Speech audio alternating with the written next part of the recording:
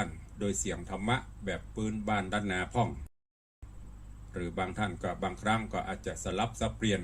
บรรยากาศกับญาติโยมทั้งหลายก็ก่อนอื่นทางรายการก็ต้องขอบคุณเนอะกับญาติธรรมอีป่ออีแม่สาธุชนวันก่อนตุลุงได้รับภาระหน้าที่ในการดำเนินรายการสดคลื่น96รวมใจสงเคราะห์ภัยไฟไหม้วัดบ้านบวกก็เป็นอย่างดีได้เข้ามาร่วมในรายการคืนก่อนนั้นจัดตั้งแต่10 โมงถึงเที่ยงแหมวันต่อมาก็จัดรายการตั้งแต่9 โมงถึง10 โมงก็ได้รับแรงสายทานบุญจากญาติธรรมญาติโยมเข้ามาร่วมรายการตึงโหมดตึงมวลตอนนี้ได้รับแจ้งตีโอนสตางค์เข้าไปในบัญชีก็มีตึงหมดตึงมวลก็ประมาณ 20,000 ปลายเกือบ 30,000 ก็ทราบข่าวว่าวันที่10นี่ครับถ้าจำบ่ผิดทางสถานีเฮาจะได้นำปัจจัยไปมอบถวายผ่านตั้งพระเดชพระคุณหลวงพ่อพระครูอาทรวิสุทธิคุณหลวงพ่อเจ้าคณะอำเภอหางดงแล้วก็ใครที่ว่างก็อาจจะได้ไปร่วมไปเยี่ยมไปเป็นกำลังใจเปิ้น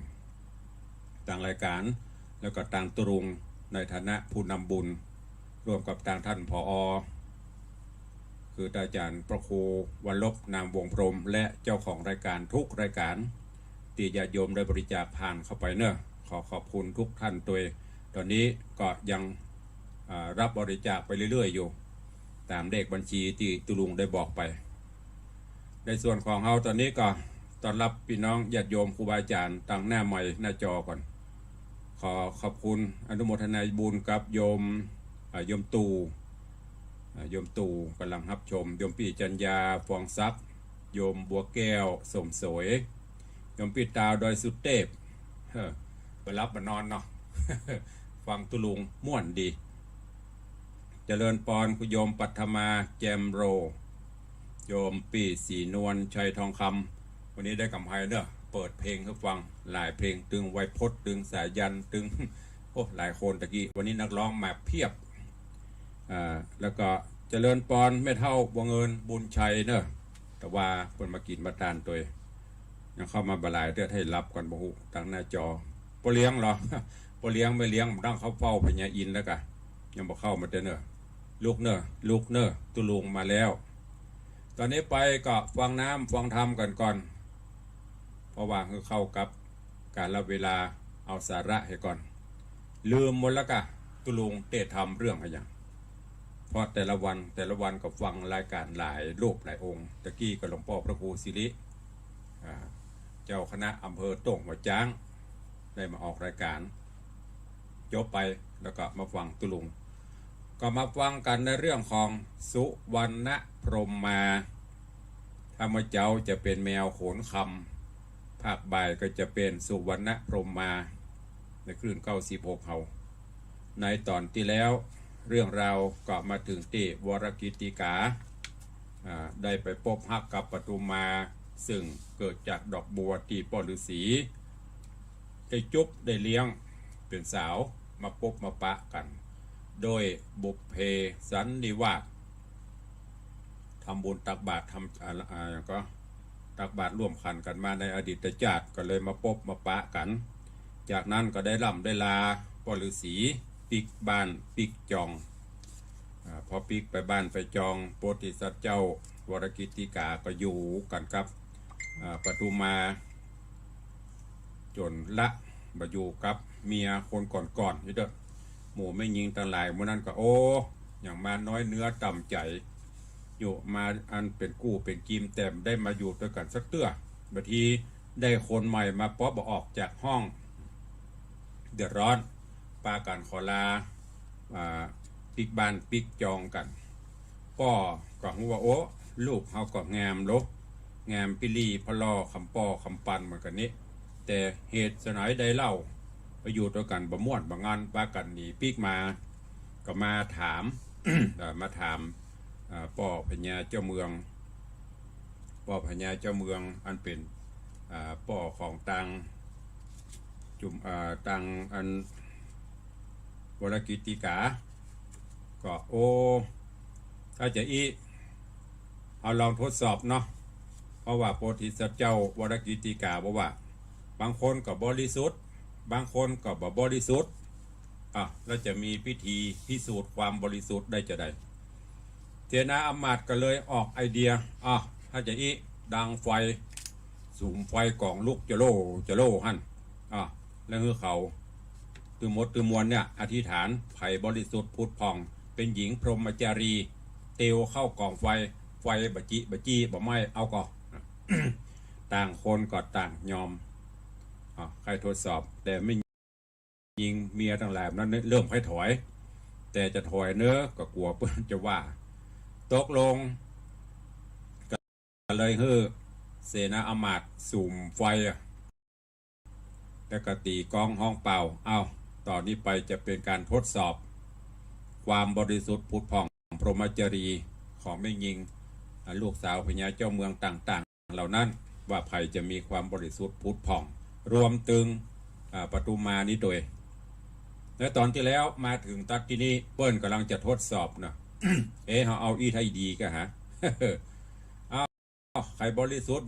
มาเนอะดังไฟอย่างเปิ้ลเผาหลวงหิงพระเจ้าเดือน4เป่งน่ะ ลูกจะโล่แล้วก็เตียวเข้าไปถ้าไผ่บริสุทธิ์ก็สามารถเตียวเข้าโดยเส้นขนบ่ไม่ถ้าไม่บริสุทธิ์ก็เรียบร้อยต่อไปเขาเอานี้มาใจให้ดีจ้ะ ในยุคบ้านเมืองเขาจะอีกรับรองมีภัยเอาแน่เรื่องราวของสุวรรณพรหมมาจะเป็นจะใดก็นิมนต์และเจริญพรทุกท่านทุกรูปเนาะติดตามรับฟังพระธรรมเทศนากันก่อนแล้วกำเดียวท้ายรายการก่อยมาอู้มาจ่ามาพบมาปะตอนนี้เอาสาระความรู้แก่นธรรมกันอย่าก่อนเนอณโอกาสบัดนี้นะโมตัสสะภะคะวะโตอะระหะโตสัมมาสัมพุทธัสสะสัทธโวดุราสปุริสะตั้งหลายตั้งยิ่งใจหนุ่มเท่ามีศีลบ่เศร้าหักษาปากันมาน้อมไว้อยู่ไกลฟังธรรมหลีกเว้นกรรมม้วนหมู่เพื่อได้อยู่สุขีสวัสดีไปนาบ่อต่ำจ้าเครื่องกามบัดนี้นาจักกล่าวถึงต้านเต้าปราณสียะสะมีความหมู่กันเสนากู้เตรียมใจได้ดังไฟกองใหญ่ดังกล่าวไว้แต่โหนหลังมานานแหละนาที่นันเตจะนะอันว่าคนตั้งหลายหูข่าวก็ปกเป่ากันมาสู่ปาลาบอดจ้าส่วนว่าเจ้าฟ้าตั้งหลายอันนั่งหยาดใหญ่แวดล้อมกันว่าเขาพร้อมโบรมวนกาละวันมาไข้เขากองกะเขาก่อกองเขาก่อกองไฟใหญ่เป็นเปลวไฟแดงเขียวว่ามีเสียงดังพระผ่าปุนกลัวลูกท่วมหัวกองใหญ่สูงเปียงไข้เป้าตานแล้วต้นผู้บานต้านเต่าก็บอกกล่าวขี้เงีย ว่าดูราดนางบนนาเฮ้ยมวนโมโสจุงเตียวสู่กองไฟแม่นนางใดหูตัวว่าตนมีผัวมาก่อนถ้าเข้าบ่อนไฟห้อนจักสะต้อนเถิงตายผู้ใดหมายเตี้ยวไต่เข้ากองไฟใหญ่นั้นใดผู้นั้นสายบุญมีจักเอาเป็นเตวีแนบข้างดังเก่ากำแอ้งไข่มา ตีนานาดนางนาดต่างยายหยาดเป็นหมู่เข้าอาเตียวเข้าสู่กองไฟล้างโคนไปเข้าไกลเกาะฮ้อนไม่เรรนฟังเฝ้าโหนปีกปอกรีบเตียวออกบาดเดียวบ่อาจเตียวเข้าใดก็ย้อนบาปใบมีมนาได้มุสาลวงล้อว่าบ่ได้ปีญาต่อใจใดแต่ไปในก่อนกี่ยิ่งฝูงนี้มายามถ้าโรงใจมาแต่ก่อนภัยบ่หอนจักหันตีนั้นเต้าห่อจันยศอาจก็โอกาสกำไปว่ามียิงได้แถมพองจักเตียวตองกองไฟจะเอิ้นไปเป่าห้องดังตัวตองสะนามยิงหลายลามมวนหมู่เต้าดักอยู่ได้ตีนางบุญภายนอดเนางามบ่อเศร้าปตุมา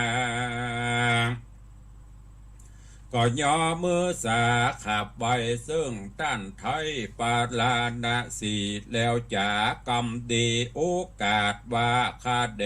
มหาราชเจ้าฟ้าตัวแห่งข้าขอทดลองเตียวเข้ากล่องไฟแดงแบนบนแฝ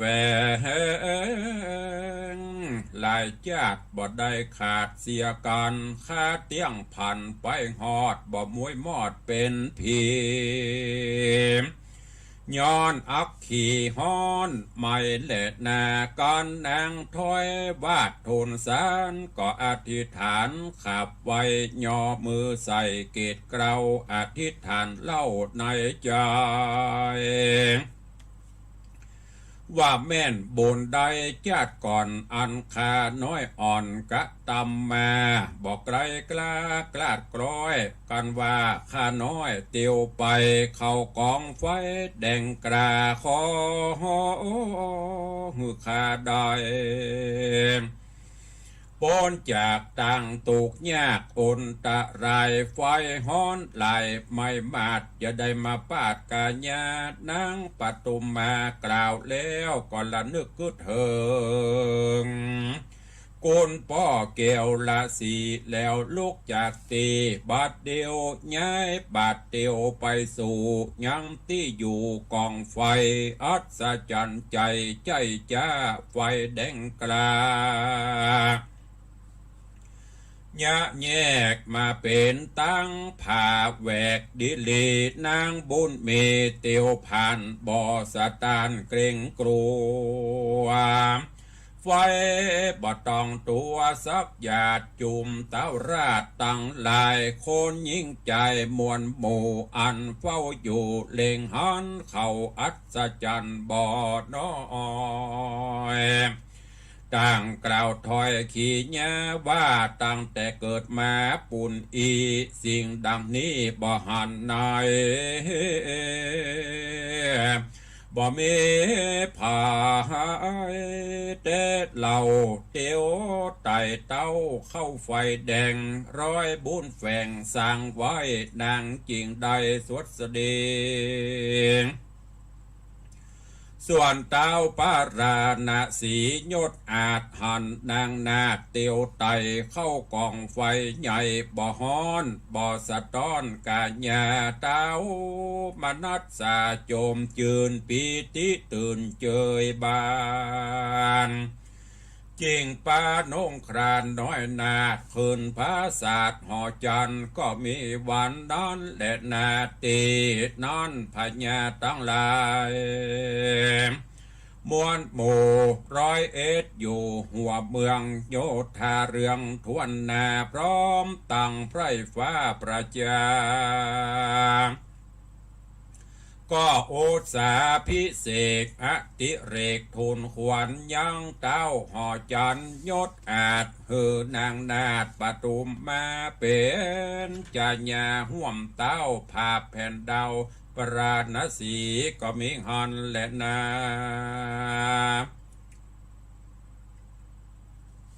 ตะโตปัฏฐาญะแรกแต่นอนไปนานางดอดลาปตุมมาทะรงขับพาต้องใหญ่10 เดือนควายเป็นตราก็พาสูตรบุตรตาคนเก้ารูปบ่อเศร้าเป็นใจป้อแม่หมายฮักขอดเจ้าน้อยยอดมุนีบุญมีดาวปาราณสีผู้เป็นป้อก็มาใส่จือนอลูกน้อยบ่เจ้ายอดซอยโบคละปัตตะก็ย้อนบนละของดีคือเอานามวิเศษมาเป็นเก้าเหตุตามนามเจ้าตนงามนอไทยบ่เมื่อยใครแนวในจำเริญไว้คืนใหญ่บ่ย่างไตไปมานางบุญนาดอดเดาซ้ำทะรงขับพระเล่าโหนซองโอดใจปองค่ำเจ้า10 เดือนเขามาหลอดนางน้อยยอดบุญนาก็พาสูตรบูตาลูกน้อยงามซอยร้อยเป็นยิงหูเป่าปิงสะงากะเบ็ดนากวนจม2 อุดมพ่อแม่เจงใส่เจอแพ่แถมสะเลฮือสวดสดีไปนาว่านางนอลาสัปกิเหตุนางทะลิมาเกิดร้องไห้บ่เหือดนานเขาจริงนำส้มปล่อยมาเหือนางดอน้อยบุญมีจริงอยู่ดีเที่ยงเต่าทุกคำเจ้าเจยบานย้อนน้ำขันกล่าวถอยจริงจื่นจอยสวดสดีก็มีดังนี้แหละนาโสโหอาวัติตวาโสรัสยุโกนะกระสิปะกุณังปะหุปิตังเตปุกัลละอัญญะมัญญังศีละปันโตโสอันว่าเจ้าโบคลปัตตะนอไทยอายุได้16 ปีกาญะมีองค์อาจหูกึดขวาดขนิ่งนายว่าคนผู้ใดใหญ่น้อยกุลบ่ห้อยกับตัวลงเมามัวแอวเล่นบ่เข้าเส้นยายำกวนหน้าดำอย่าจ้ารีบใบหน้าแสวงหายังโมกขาอาจารย์ผู้มีญาณหูแจงเป็นเก้าแห่งสัพพวิชาเจ้าบุญหนากึดแล้วใจผ่องแผ้วเจยเฮบานจริงไปทุนสารกลมกล่าวใครบอกเล่าขีดญาจ๋าสั่งลาพ่อแม่แล้วกล่าวแก่กรรมดีว่าข้าแด่บุญมีเฮ้ยเป็นเจ้าข้าลูกเต่าขออำลาจากพังกาติอยู่ไปเสาะหาความหูวิชาที่เมืองตะกะศิลาเกี่ยวกวางก้อนสมไฟอ่างดังไม้จับผ่านภัยขึ้นสู่ยังติอยู่เดิมอ่อนขอผู้ทอนป่อแม่อนุญาตแผ่ไปดีเด็ดเตนาที่นั้นเจ้าวรกิติกาผู้เป็นป้อขนิ่งต่อยาวไกลก็ตั้งกำไข่กล่าวอ้างตนเจ้าจ้างธิราชก็อนุญาตตามดีแล้วไขว่าตีตานต่อว่ากันเจ้าน้อยหนอจักไปอยู่แดนไกลตั้งนาเฮียนวิจากว่าจูนุนตั้ง10 ปกูล แล้วใส่ขอเหียนใดดังไม่มีโจกลายเตื่อมกรรมใดล่วงล้ำภัยมานสุขสำราญจื้ออื่นจอยสมไฟหอยใจมาการตาวบุญภายกล่าวแล้วเจ้าหนอแก้วบุญนาก็สั่งลาขาบไว้ปอแม่ไทยตั้งสองใครจะป้องต้านเล่าว่าข้าลูกเต่าจักไปอยู่แดนไกลต่างนาบ่เนอเอิญจะจักขึ้นมาจะสั่งลาเมียนแล้วเจ้าดอกแก้วบ่จ้าสปายดาบกล้าคมใส่ออกห่อใจเตี้ยวไตจากเวียงใหญ่ปราณสีเข้าดงเรเถื่อนทองบุบุญตองดงเขียวไปตนเดียวใจใจเข้าป่าไม้ดงไพรกันว่าค่ำในก็ย่างจอดหันแจ้งแล้วดันป่าใหญ่15 วันควายเป็นไม้ก็ไปปะใส่ใจหนุ่มเนาชื่อว่าเจ้าปิตาอันเป็นลูกพญายศอาจแห่งเมืองมัตราชปุรีจักแสวงหามนดีกับตนเป็นมงคลบ่ไรดังกล่าวไว้โหนหลังมากันส่องขาบุญใหญ่มาปะใส่จอมกันต่างใครป้อนกล่าวโอวาจักไปสู่ตะกศิลาเขาหักวิญญาจื่นจ้อยใครกล่าวถอยปันไม้ว่าขอเป็นสหายมิตรเกี่ยวบอกกราดเกลียวเสียกันแม้นรอดวันไปนาภัยตกต่ำจ้าเครื่องขี่หรือเป็นดีมั่งเต่าเฮาส่องเจ้าสะหายบ่ดูได้ปังเป่าเป็นเต่าเสมอกันมีได้ปันย่อยืนโดยใจชื่นยินดีแล้วส่องบุญมีนอดเนาก็ป้ากันไต่เต้าดงควางเตียวตามตั้งป่าใหม่นับอ่านได้7 วันจริงภายพันไปรอดเบียงแก้วยอดตะกศิลาก็มีหันและนาก่อนว่าเจ้าต่างสองมารอดก็สอดสะแวงหายังปะโมกขาผู้หูสะหาอยู่หลายวันจริงปะกะปากันปะใส่ปะโมกใหญ่อาจารย์จริงเข้าไปนับมัสการก้มเกลาแล้วบอกเราขี้แย่แต่เก้ามารอดไปเจ้าบุญภัยผู้หูหันสองกลิ่นกู้บุญนาเย็นขุนนาหลายแหล่จริงกล่าวเกกำไปว่าดูราสองสายใจนอนลาได้พระนาเดินโจรแต่นกรเกี่ยวกวางมีชื่ออ้างว่าปรณสี ใครเหียนมนดีนั่นใส่เฮามีไว้นำนาคือกระถาฟ้าฟีกลูกปืนหลีกหายโหนกับมีมนวิเศษกลับกลายเป็ดหายตาและกระถาเสกน้ำมีพร้อมพร่ำหลายอันกระถาปันจ้องใจเนรมิตใดดังใจเฮาจะไขกล่าวโฮจีวันพูกนี้ดีลีพญาดีบ่จ้าบ่ลำกว่า7 วันจักสอนปันเฮ้เจ้าตั้งแต่เก้าสุดไปสองคำใจหนุ่มเนาจุงอยู่รอทาวันนี้ตาดาบ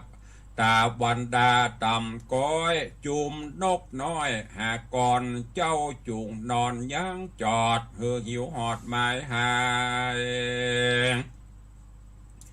แดดเตอะตะโตปะรังแต่นั่นไปนาสองนอละอา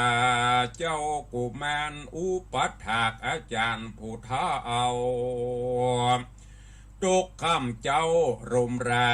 บอกเครื่องกาหลายแหล่เท่าก็แผ่สอนปันบิดหลายอันหลายอย่างบ่หลอกข้างอันดาสองเจ้าพระญาใบเหียนใด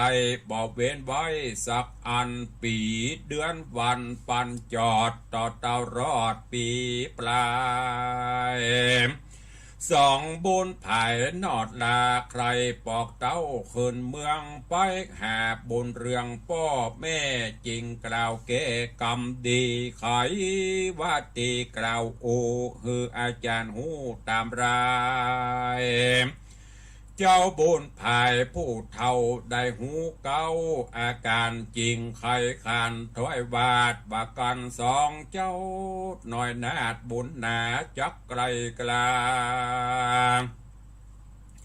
เตียวต้องคืนสู่ห้องเวียงใจจุงตามใจแห่งเจ้าแม่นนอดเนาเตียวไต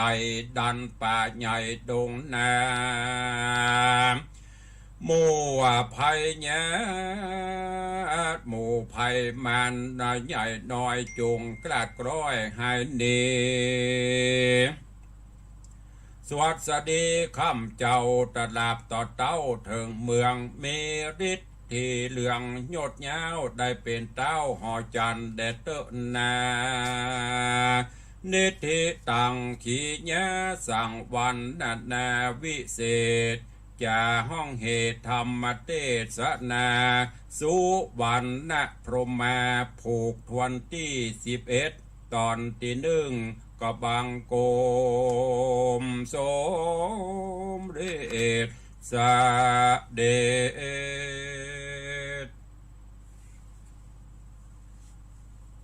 ก็จบไปแฮมตอน1ในเรื่องของสุวรรณพรหมาหลังจากที่เปิ้นทดสอบความบริสุทธิ์พุทธผ่องของมเหสีทั้งหลายหรือว่าแม่ยิงทั้งหลายที่ได้เข้ามาพบมาปะกันไผเอ่ยฮัลโหลครับนมัสการครับพระครูครับกำลังจัดรายการมีอะไรเหรอว่าไงกำลังจัดรายการอยู่ครับพอดีผมจะโทรหลังไมค์ก็ได้ครับเดี๋ยวโทรหลังไมค์เด้อกำลังจัดรายการอยู่ถึงไหนล่ะลืมไปละ ตึงสอบหลังจากที่เปิ้นทดสอบหมู่ไม่ยิงต่างหลายเหล่านั้นที่เป็นลูกพญาเจ้าเมืองต่างก็กลัว เพราะไม่กล้าเพราะไม่มีใครที่จะรู้ดีเท่าตัวเองว่าไปเนี่ยอะไรอย่างมาไปทำอะไรอย่างมาพอเปิ้นจะทดสอบว่าไผมีความบริสุทธิ์พุทธพองอู้ง่ายๆก็คือบ่เคยมีป้อใจมาต้องเนื้อต้องตัวบ่เคยมีใจปฏิภาคกับไผถ้าเป็นภาษาบ้านก็คือมีไผได้จี้อีจะบริสุทธิ์พุทธพองทั้งภายนอกภายในถ้าเตียวเข้ากล่องไฟนี่รอดไปแสดงบุคคลนั้นบริสุทธิ์เอาหลักกับนี่เจอไม่ตายเอากับอันนั้นกับว่ากูก็ผ่านไอ้นั่นมากูก็ไปอีนี่มาเอาแล้วคนใดก็บอกกล้าไปตึกตั้งนอกบอกกล้าเตียวเพราะจะได้ถ้ากูเตียวเข้าไปไฟหัวกูตายแน่ไอ้หวังตายแน่ก็เลยมีไผกล้าเข้าไปสุดท้ายปทุมมาตีวรกิติกาปามาจากพ่อฤาษีก็ให้ทดสอบความบริสุทธิ์พุทธผ่องของตัวเก่าเพราะตัวเก่าหูดีว่าตั้งแต่เกิดมาอยู่ในพ่อฤาษีไม่เคยมีใครมาจี้มดก็ไม่ได้ไต่ไรก็มือตอมแม้แต่มดตัวปูก็ถึงได้ไต่หรอกใครทดสอบกับไหว้สาพ่อพญาเจ้าเมืองปราณสีพ่อพญาก็ใครทดลองก็ลองได้ปทุมาก็เลยตั้งสัจจะอธิษฐานนึกถึงคุณพระคุณเจ้าคุณพ่อคุณแม่คุณพ่อฤาษีคุณกุศลคุณงามความดี เสร็จแล้วก็เตียวเข้าไปปรากฏว่าสง่าผ่าเผยแสงไฟแหวกเมื่อเตียวเข้าไปแม้แต่โขนเส้นกับไม่เตียวเข้าเตียวออก2 รอบ3 รอบหูแน่จริงมั่นใจเตืองโมเตืองมวนได้หันกระตกขป้าโอเปิ่นมีมูลแต่โลกอันนี้บริสุทธิ์พุทธผ่องแต่ยอมแล้วกันนี้ต่างคนทญาเจ้าเมืองแต่ละก็โยกเอาปทุมมาเป็นภริยามเหสีเอกกับวรกิติกาจากนั้นก็อยู่ด้วยกันฉันผัวเมียมาเรื่อยๆจนกระทั่งได้มีลูกขึ้นมาปทุมมาอยู่ด้วยกันมามันเข้ากับเกิดลูกคนแรกเป็นพ่อจายเปิ้นก็เลยใส่ชื่อคือว่าโบกพลปัตตะตามดีวีที่ป่อได้มานะที่ได้จากยักษ์มาโบกพลปัตตะอยู่ด้วยกันไม่แหมประเมินปนานปทุมมาเกิดลูกออกมาแหมคนที่สองเป็ดไม่ยิงใส่ชื่อว่าอย่างก็ซับปะกิโตชื่องามดีเนาะชื่อซับปะกิน้องชื่ออย่างน้องชื่อซับปะกิอีกเพื่อใส่ชื่อมาที่สองก็อยู่ด้วยกันมาจนกระทั่งบรรลุมาต่างต่างโบกลปัตตะก็มาคิดว่าโอ้ไปหน้าไปตามันมีวิชาความรู้ติดตนติดตัวก็จะลำบากเนอะต้องไปแสวงหาละเสริมแต่งเสริมเติมหาวิชาความรู้ไว้กับตนกับตัวก็เลยลาป่อลาแม่ซึ่งแต่ก่อนนั้นมันมีมหาวิทยาลัยมันประเดียวหรอกต้องไปศึกษาหาที่สาประโมกต่างบ้านต่างเมืองปุ่นหลังจากนั้นก็เลยลาป่อลาแม่ป่อแม่ก็อนุญาตป่งปันเพราะเป็นลูกพ่อใจจะต้องมีวิชาความรู้กำกับตนกำกับตัวพอได้เวลาโบกลปัตตะก็ลาป่อลาแม่ดันโดนไปจนถึงปุ่นเมืองตะกะศิลาซึ่งแต่ก่อนนี้ฤาษีจีไพครูบาอาจารย์ต่างๆจะอยู่เมืองตะกะศิลากันแล้วก็ระหว่างไปก็ไปพบไปปะพ่อใจหนุ่มคนหนึ่งชื่อว่าเจ้าปิตาอันนี้เป็นลูกของพญาเจ้าเมืองมัตตลาดต่างก็มีจุดหมายเดียวกันจะไปศึกษาวิชาความรู้ก็เลยขอไปกู้ไปกิมเป็นเพื่อนกันทั้งสองก็เลยตกลงไปจนกระทั่งถึงเมืองตะกะศิลาก็ไปขออยู่กับที่สาปโมกคือครูบาอาจารย์นี่เด้อเปิดกระหับไว้แล้วก็สั่งสอนศิลปะวิชาความรู้มนต์ยำต่างๆมีคาถาฟ้าฟีกอันนี้คาถาฟ้าฟีกนี่ประโตกันปืนอย่างพ่อครูอ้วนเจ้าบ่าเสกคาถาฟ้าฟีกก็ใส่กันฟ้าผ่ามันมนต์วิเศษต่างๆแม้แต่พอมนต์หายตาเป่าขับพรวดหายผิวไปเสาะหำปะลายสิ่งละอ่างจนจบวิชาความรู้ดีละก็ตึงสองก็ค่อยปิกบ้านไปขอลาที่สาปโมกครูบาอาจารย์จะลาปิกบ้านปิกจองเบิ้นก็บอกว่าโอ้บ่เป็นหยังเพราะว่าเป็นธรรมดามาแล้วก็ต้องมีปบก็ต้องมีจากมีพรากกันไปเบิ้นก็อนุญาตไปตอนนี้ก็กำลังลาจะปิกบ้านปิกจองกันเรื่องราวจะเปลี่ยนจะใดก้อยติดตามฟังกันในตอนต่อไปพุ่นเนอวันพุธวันพฤหัสหน้าปะกันในสุวรรณพรหมาในตอนต่อไปเนี่ยญาติโยมตาหลายอย่างที่บอกตะเกียเริ่มย้อนขึ้นไปถึงปทุมมาเปิ้นมั่นใจของเปิ้นคนเฮานั้นสร้างกุศลคุณงามความดีอย่างกระจ่างถ้าเฮามั่นใจของเฮาเนี่ยมันต้องหัวอย่างที่ตุลุงบอกครูบาอาจารย์เล่าบ่มีไผที่จะหู้เต้าตัวเก่าเขาเนี่ยทำดีบดีอยู่ที่เฮาเนี่ยไผบหารตัวเก่าเนี่ยหันเขาเนี่ยอย่าลงไปอย่าไม่ยิงตะหลายนะบอกกองเพื่อจะทดสอบกลัวละหมดที่นี่ปากแข็งหรอแป๊บบอกกองเพื่อจะทดสอบดังไฟกับนี้หยอดหน่อยบ่ละปรุมามีความมั่นใจตัวเก่าเพราะหูว่าตั้งแต่เกิดมาบ่ได้จี้เนี่ยบริสุทธิ์ผุดผ่อง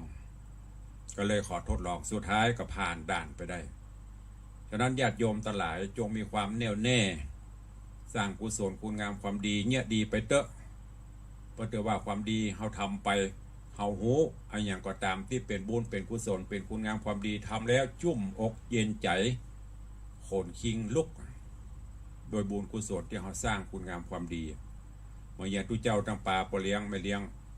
ไปทำบุญสุนทานปเลี้ยงไปไหนโอ้เพื่อจะน้ำตาซึมอิ่มบุญเพราะว่าถึงแม้มันจะบอกไปบ่ฮู้แต่ตัวเก่าสัมผัสได้บุญกุศลบุญคือความสุขใจสร้างไปเถอะไม่ต้องไปหวังเปิ้นบ่อวดเปิ้นบ่อ้างเปิ้นบ่นั่นไผบ่ฮู้เฮาฮู้เฮาเนี้ยแล้วเฮาดีใจสบายใจเป็นประโยชนะกับสังคมนำชื่อเสียงมาสู่วงตระกูลมาสู่ตัวเก่าอันนั้นทำไปเถอะแต่ถ้าทำอะไรแล้วมันเดือดร้อนไผบ่ฮู้เฮาเนี่ยฮู้ก็ละไปเนอะฝากไว้กับสาธุชนทุกท่านตัววันนี้ก็ฟังกันไว้ต่ออีกกันเนาะก็จะเข้าสู่โหมดรายการเวลากับเว้ยก่อนที่จะไปตักตายหรืออันบอกข่าวแจ้งข่าวสารต่างๆนั่นก็ขอเจริญปอนตักตายญาติโยมที่เข้ามาตั้งหน้าจอก่อนเนาะตะกี้ต่อจากโยมแม่เท่าบัวเงินบุญชัยก็ติดตามมาด้วยปเลี้ยงธนวัฒน์แม่เลี้ยงทัดพิชาสุสิงคำได้เข้ามาชมโยมปีสุปรณีรูมาโยมอัมพรกันทมีกราบไหว้สาตุลุงเจ้าโยมแม่ฟังต่างวิทยุคลื่น96เจ้าฟังอยู่เวียงหนองล่องเจ้ากับแม่นะกะจัดคลื่น96เนาะไปฟัง104ก็ตึมได้เพราะออกคลื่น96อนุโมทนาขอบคุณเด้อโยมแม่อัมพรกันทมีอยู่เวียงหนองล่องแล้วก็มีโยมสุพินกำลังฟังอยู่โยมปีอัญชลีคำกิติโยมปีศรีนวลทาแก้วโยมบาลีอินทกูลโยมปีจงรักเขาจะเปิดเพื่อป้อนานเพื่อแม่ปั่นฟังเนาะหนังไว้นะก็เดียวกันเตื่อมเนาะวันนั้นหอมมาละปั่นก็เดียวกันทำมาแหมปั่นป้อนานแม่ปั่นพ่อเลี้ยงบอกว่ากราบไหว้สายามบ่ายครับตามพระโพนักพัฒนาดีเด่นตะบนประเดชตุลุงในวังเสียงทองสุดหล่อเสียงเอกลักษณ์บนบ่ายอย่างไรมีคติธรรมกับเมืองกับเมืองอันนี้ก็อนุโมทนาบุญเด้อใครโทรเข้ามาตะเลเจริญปอนฮัลโหลเจ้าเอาว่ายังบัดตันจกจ้ะมีหยังใช่แม่ครูแต่ว่าโอนตังไปแล้วนะเจ้าโอนไปไหน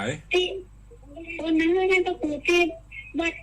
บางสิงคำมาแล้ว500แล้วก็วัดที่ไฟไหม้500อ่ะค่ะโอนแยกบัญชีแล้วมาก่อนเจ้าสาธุอนุโมทนาเนอะเจริญปอนสาธุมันมี2บัญชีถ้าโอนของตุลุงก็ต้องโอนมาที่วัดบางสิงคำเพิ่นหอม2อย่างก็มีหอมไฟไหม้แล้วก็หอมกฐินต้องแยก2บัญชีขอบคุณเด้ออนุโมทนาบุญตัว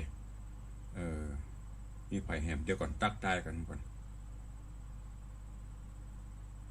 โยมป้าเมียลูโยมปิยพันธ์ธารัตอย่างนี้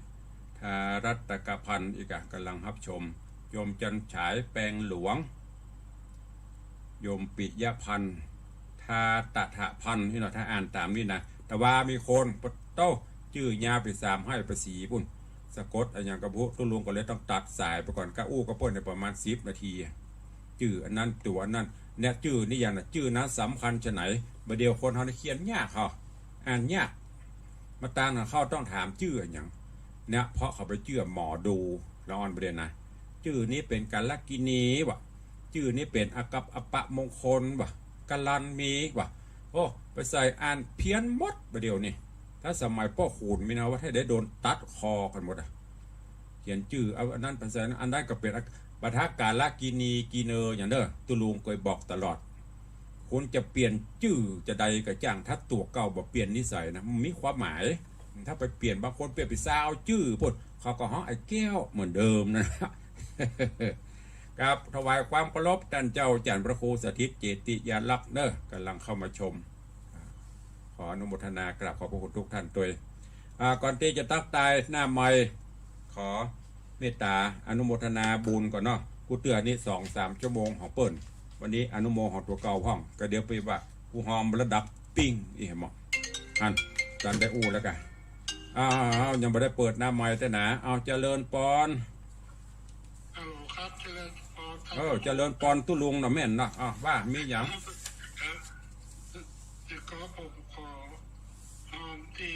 เดี๋ยวขอไฟไหม้นะครับ โอนเข้าบัญชีไปเลยเด้อ ครับ1,000 บาทนะครับ โอนแล้วยังชื่ออย่าง ครอบครัวลีรวัตรครับ ครอบครัวลีละวัดเดี๋ยวก่อนเด้อตุลุงจดแป๊บโอนไปหรือยัง ยังโอนตึกครับ โอ้ เดี๋ยวผมจะจดเบอร์ผมจด ครอบ เบ ครัว อร์ยุ้ยตะวาแล้ว ค ค รอ รั บบ ครัวทีละวัดเนาะ ครับ 1,000 บาทแล้วก็หอมกระถิ่น ทีละวัด 1,000 บาทค ห รับ นึ่งพันบาท หอมกระถิ่นนี่ที่ เดี๋ยวจดเลขบัญชีมีหรือยัง เลขบัญชีมีแล้วครับ มีถึงสองแล้วก็ ครับเดี๋ยวโทรเรื่องการก็ได้ครับ ทวนดูแล้วทวนเลขบัญชี เลขบัญชีผมจดไว้ทันทีเดี๋ยวผมจะไปดู อันก่อนเดี๋ยวก่อนเนาะเดี๋ยวมันจะเสียเวลาเพื่อกระโทรเข้าหน้าใหม่เนาะเวลาเปิดหน้าใหม่ก็เดี๋ยวก็โทรเข้ามาแจ้งหลังใหม่เด้อ ครับได้ครับ สาธุ ขอบคุณครับ อนุโมทนาเด้อกับคุณโยมเปิ่นร่วมโมทนา ครอบครัวธีรวัตรครอบครัวธีรวัตรคุณโยมแจ้งเข้ามาร่วมตรงข้อไฟไหม้1,000 บาทหอมกระถินตุลุงแหม1,000 บาทอีกอะบาลานซ์กันหน่อยหอมไฟไหม้ตัวหอมตุลุงตัวหอมกระถินไม่ใช่หอมตุลุง อนุโมทนาบุญตัวเดี๋ยวใครข้องใจอันที่เลขบัญชีก็โทรเข้ามาเด้อขอบคุณเจ้าภาพกรมปุจาเดือนยี่เปงเดือน4เปงแล้วก็ปีใหม่ของตุลุงนี้ได้หลายงานเนอะแกนเดียวได้3-4 งานก่อนปุ้นจะแขวนไปจนถึงปุ้นนะต้นปีหน้าปุ้นไม่ได้แขวนละลื้อนะขอบคุณแม่ครูเหรียญทองจันที5 แก่นแม่นงเยาวัฒนวงศ์2 แก่นป้อรัฐแม่สีนวลชัยทองคำ2 แก่นพ่อเท่าพงแม่เท่าบัวเงินโยมพรตรีโยมแสงสาบุญชัยอันนี้กี่แก่น5ก็ว่าแต่คนลืมบนตะวาเขาไปปูจาปุ้นแต่ชื่อมินี่ละแม่เพนสีสิงหเนตร2 แก่นโยมอัมพาพันธ์ธนโพทองกูล2 แก่นคุณโยมเสาวลักษณ์คุณยศยิ่ง1 แก่นโยมอนุชิตคุณยศยิ่ง1 แก่นแม่สุนีกองบุญ1 แก่นหอมกระถินแฮม200แล้วก็มีแม่คำออนทักโกนกิจ3 แก่นโยมรัตนาสุรินโยมนิวัตสุรินโยมธนกิจสุรินคนละแก่นพ่อเมฆแม่มาลีภูงขาวแม่ออน2 แก่นพ่อหมอวงสว่างแม่หมอพิมพันธ์การจนกมลคุณโยมกัลยาสมเนื้อ9 แก่นอันนี้เป็นผู้ที่รับเป็นเจ้าภาพปูจากรมแขวนประทีปโคมไฟถวายทานไปตลอด 3-4 งานก่อนเนอะปูจาเทื่อเดียวได้ 3-4 งานแล้วก็เดี๋ยวก็เด้อบัญชีตุลุงเล่มเล่นบ่เนี่ยต้องจดอะไรหมายเอาชื่อไว้ทุกคนมันหลายเนอะบัญชีหอมไฟไหม้บัญชีโกมว่ะบัญชีจดเองเขียนเองรับโทรศัพท์เองต้องขอสุมาตัวอะไรชื่อกระถินเพิ่มเติมเนอะจะไปแบบเร็วๆเดี๋ยวมันจะเสียเวลาป้อบุญทัศน์แม่บุญดวนทูลคำ200 บาทโยมสมควรชัยวงศากาแฟโบราณ100 บาทตุลุงเจ้วัดปะงิ้ว400 บาทป้อสีมูลแม่สมเลลังโยมประสบโชคโยมคณาพรโยมวีรวัตรปอกคำร้านนาชากาแฟหน้าศาลปกครอง500 บาทโยมสังวานจาคำโยมจุธามาศจาคำเด็กชายศิรวิทย์พุทธา500 บาทแม่จันสมจีโนตันพร้อมครอบครัวสันไซน้อย 1,500 บาทกันทำแถม1,000 บาทแม่คำมาละอองสันพเนตร500 บาทโยมลำจวนละออง300 บาทปรัตแม่สีนวลชัยทองคำตาไม่อิ500 บาทโยมพิทักษ์โยมอัมพันธ์อุดมสุขพร้อมครอบครัว300 บาทโยมสมศักดิ์โยมนิตยาวงเหมรัตน์500 บาทแม่เป็นสีสิงหเนตร600 บาทโกมแหม2 แก่นโยมสุรินทร์ปัญญาโสปตัน200 บาทแม่นงเยาวัฒนวงศ์500 บาทบ้านเอื้ออาทรสันทรายโกมแหม2 แก่นโยมเพชรโยมกับแก้วคำเปง 1,000 บาท โยมบุญมีโยมวรภานรตะ500 บาท แม่อุ้ยทองสุขพุทธสอนหมู่บ้านเทียมพร500 บาท โยมวสุพัฒน์มอนแสงพร้อมครอบครัว100 บาท โยมจอก้าโยมน็อต200 บาท โยมพรตรีโยมแสงซาเด็กชายแสงเมืองบุญชัย500 บาทพ่อเท่าพงแม่เท่าบงเงินบุญชัย1,000 บาท แม่ทองคำทิบงคำ100 บาทกันทำแห่ม100 บาท เด็กคุณมงคลวงร้อย100 บาท โยมป้อใจโยมแม่ปันมีงานเจดีย์สถานเก้ายอด1,000 บาท แม่ครูเหรียญทองจันที1,000 บาทโกม5 แก่นป้ออรุณแม่สุบรสใจโต500 บาท แม่ยอดเรือนช่างขาย200 บาท อันนี้เป็นเจ้าภาพพร้อมกฐินได้วางเนอะตกหล่นประการใดเมตตาแจ้งตัวเพราะว่ามันหลายปีโกมก็แยกไปบัญชีหนึ่งกฐินแยกไปบัญชีหนึ่งไอหอมไฟไหม้ก็แยกไปบัญชีหนึ่งแล้วเฮลันยิกก็ตัวเก่าเลขาก็ตัวเก่าจดคนเดียวตะกี้มียมพลอยนี่เพิ่นมาทำบุญยมพลอยยมพิมพ์บุญใหญ่ตัวมาทำบุญถวายพระทหารวันนี้ขอบคุณตัวเวลาเหลือน้อยอู้กันพอหอมปากหอมคอเข้ามาเด้อตอนนี้จะได้ตักได้ตายตังหน้าใหม่เข้ามาได้0817836540สายแรกจะมาจากที่ไหนเข้ามาได้ไม่มีใครทันแม่เลี้ยงทัดพิชา